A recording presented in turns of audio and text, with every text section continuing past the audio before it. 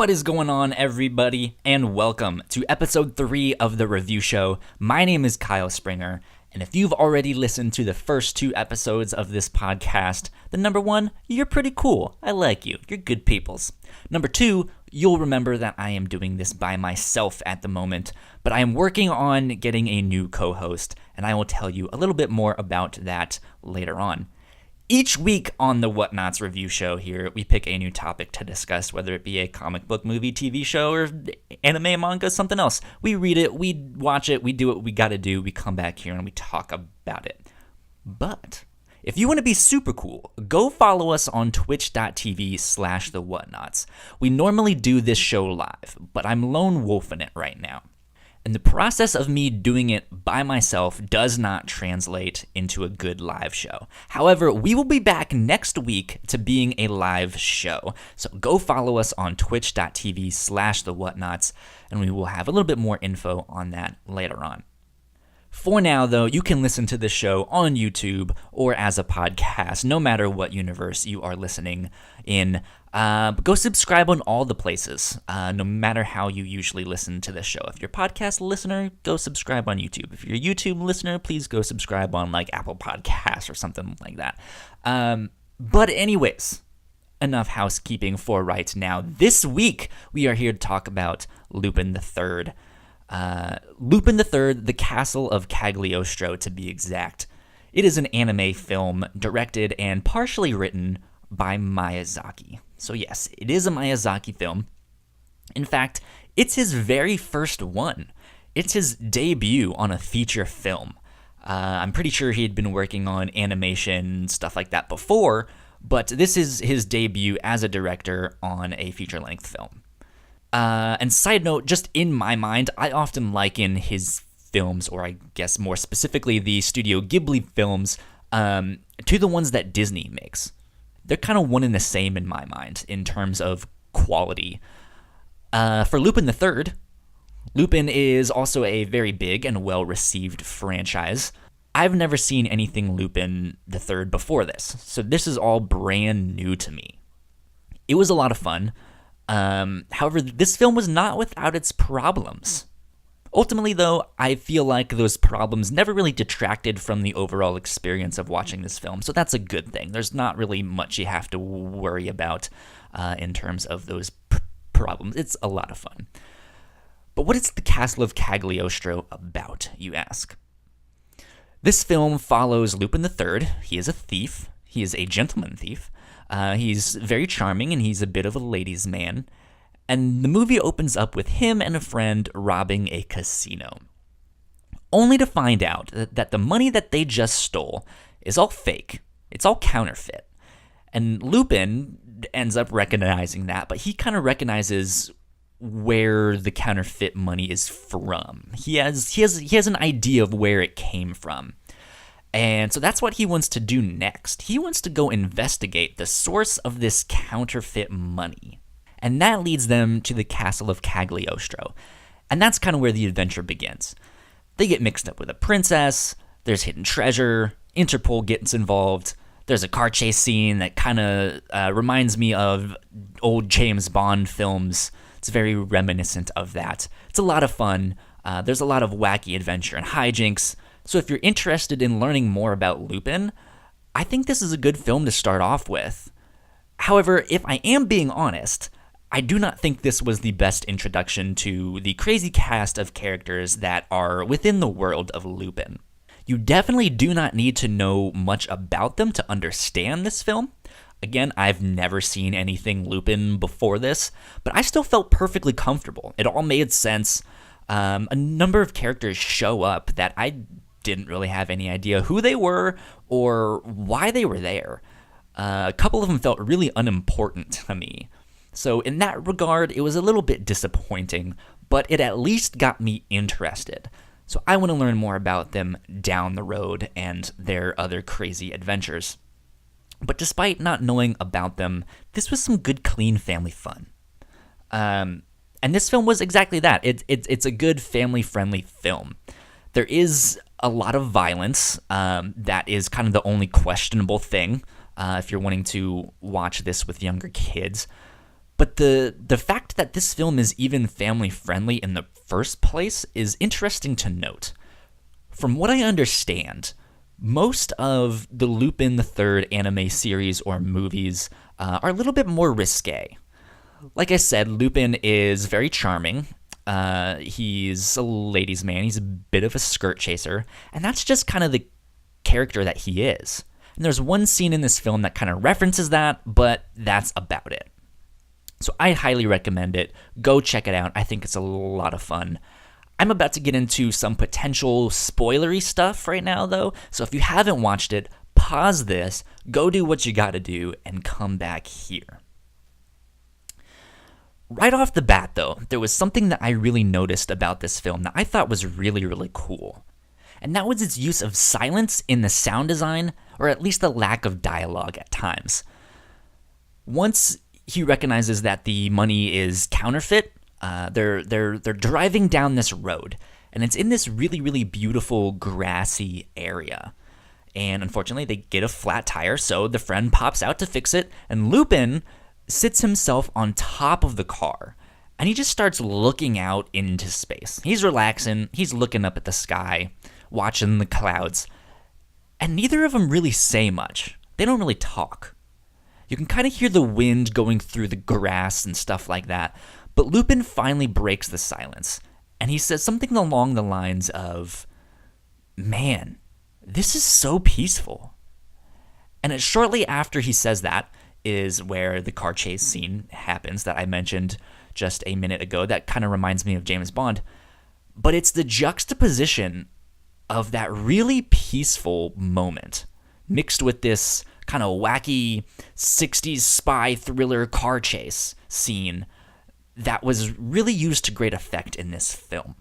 And I feel like that chaos, that trouble that seems to follow Lupin wherever he goes, would not be as effective without those moments of peace. Without those silent moments where you can only hear the wind, or no one's really saying much, or they just say one line and it just kind of punches through everything else. And when you put that right next to this big bombastic scene, that wouldn't be as funny if it was only these scenes, if it was only these nonstop crazy moments. And I think that 1-2 combo works really, really well. And it makes the film that much more funny and that much more fun. It's kind of like the mentality of you can't really appreciate happiness until you've experienced and understand sadness, or something similar to that effect. The chaos that happens to Lupin and the people surrounding him wouldn't be as powerful if it didn't have those smaller, serene moments. And it works really, really well. It was almost as if Lupin was searching for a moment of peace for himself, for that peace in his own life, right? Maybe he's only stealing things so he can take all that money, go live a peaceful life with a couple beautiful women by his side, and no one would really bother him. And he really seemed to value that peace, and it showed a lot at the end of the film. When he finally finds that secret treasure that turns out to be the sunken Roman city, instead of kind of keeping that knowledge and that experience to himself, he recognizes that this is not the peace that he wants. This is a place that's for everyone. It's for tourists, kind of. Everyone needs to experience this. It's not the peace that he's looking for. A whole bunch of people are going to be around. He's going to be bothered. It's not going to be what he wants. He just wants to escape. And I think that made me like Lupin a whole lot more. It was a really cool aspect of his character. But another character that I really liked was Fujiko. She was pretty badass. Like Lupin, she is a professional thief. She's a con woman, kind of mixed with the best aspects of a Bond woman. Sure, the girls from the Bond movies are basically just meant to be eye candy. And Fujiko, though, despite her name being a play on how big her boobs are, she was not eye candy, or at least not only eye candy. She was calm, she was confident, she knew what she wanted, and she knew how to get it. And she has Lupin figured out. She has she has him wrapped around her finger, and it was really fun to see her manipulate him into getting what she wants. And compared to the other side characters in this film, she was one of the most fleshed out characters. Unlike the samurai dude, who was there for God knows what. They made it seem like he was going to be super important, but he didn't really do much in this film. Moving on, though, this film is also deceptively longer than it appears to be. The moments of silence seem to kind of take up more space than it really seems. I think this movie was only like an hour and 40-something minutes, but it felt like the ending dragged on a little bit. In fact, it felt like what you thought was going to be the ending was not actually the ending. The old bait and switch, as the kids are calling it these days. And that annoyed me quite a bit. And unfortunately, that was because I think they failed to set the story up properly. Of course, there's the counterfeit money that they got after the casino, and they decide to investigate, and they find this princess and have to stop the marriage, and that seems to be the main focus of the story. So when that kind of wraps up, you're kind of just left thinking, oh, well, that's going to be the end of the film. But no, they're like, Lupin is actually after a treasure that we haven't really talked about this entire film. So we're going to go down that plot thread and actually end the movie once he gets the treasure. And so that was a little bit annoying to me, that they kind of glossed over this idea of what Lupin is actually after. They make it seem like he's only after the source of this counterfeit money and figuring it out where it came from and then potentially stopping this wedding. But it turns out he was after this treasure that the family supposedly has. And as short as the film actually is, I feel like they could have taken an extra 10 minutes to pad out the first or second act to kind of make the treasure more of the end goal, or at least more of the focus. They do mention it at the start, but it's not mentioned enough to really make you realize that, hey, once we get to this treasure, that's kind of where the film will end. This is what it's actually about. That's what Lupin's end game is. And that's kind of my biggest complaint about the film. The story wasn't set up super well, and a lot of the side characters are just kind of there for no apparent reason. But that's not that big of a problem. Overall, this film is a lot of fun. Lupin is a really interesting character. I definitely want to learn more about him. I do want to know more about his gang, his friends. They were there. Some of them were really cool, but it doesn't necessarily explain them. They didn't really have much agency in this film. I want to know more about Fujiko, who the samurai dude is, who Lupin's like gangster-looking friend is that he was robbing the casino with. But despite not really telling me much about these characters, it at least got me interested in who they were, and it made me want to find out. I now want to go watch the anime series and the other films within the Lupin franchise. So the movie does a really great job at that, but the false ending was a little bit annoying. Made it seem like it was a little bit longer than it needed to be. However, I think it was the sound design of this film that really shined for me. It was the moments of silence with little to no dialogue, juxtaposed right next to scenes of chaos, of trouble, more bombastic action, that really had a big impact and put a big smile on my face. So I definitely recommend this film. Again, I think it's a lot of fun. If you're a fan of Miyazaki films, this is definitely one you're going to want to watch, especially because this was his first feature film, so you get to see him at the start of his career. So let me know in the comments or on Twitter or wherever what you guys thought of this film. But that's kind of it for my thoughts on that film, The Castle of Cagliostro. But before we wrap up here, I have some exciting news to talk about. First and foremost, I am no longer going to be lonely on this show. That is right, party people. Next week, I'm going to have some more people joining me to discuss what we're going to be talking about next week. 2 lovely new challengers are going to be approaching the ring, and we will get you all introduced to who they are next week. But I am pretty excited to have them on the podcast. And because we are going to have them on the show next week, next episode is going to be a lot longer than this episode or the previous two. These first three have been around 20 minutes-ish.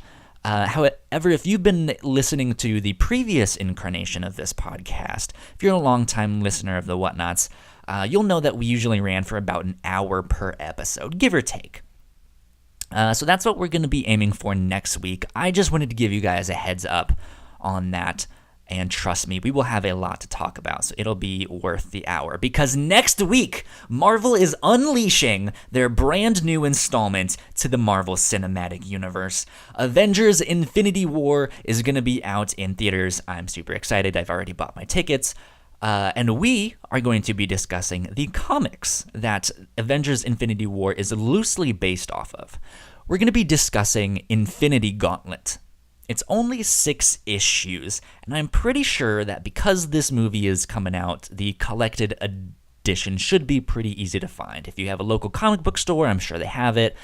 Amazon, Comixology, Barnes & Noble, something like that. I'm sure you guys can find it. So go get it, go check it out, go read it, come back here, and we will be discussing it next week. If you liked this show, please head on down to patreon.com/thewhatnauts and give us $1. You'll get episodes early. You'll get all sorts of cool stuff. But if you don't want to hand over your hard-earned money, that is A-okay. I totally understand, as long as you enjoy the show.